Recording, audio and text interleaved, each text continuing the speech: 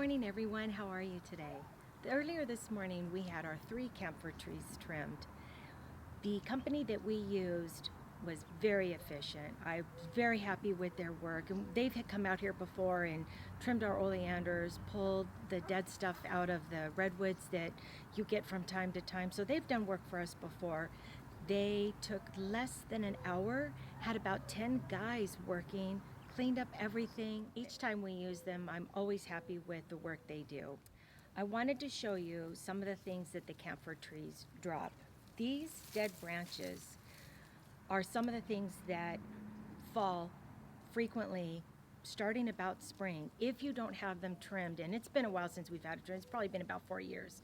And so I saved a few just to show you how messy they are. Besides these little, I call them stems, if you will, from the leaves, you'll find these all over the flower bed, along with these little berries.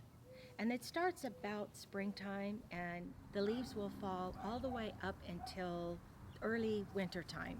So this was a perfect time for us to get them trimmed. I'll have to reconsider what I have going on in the flower bed behind me because it is normally shaded come summertime. I hope you guys enjoy the video, and I hope you guys are having a really great week. We'll see you soon. Bye.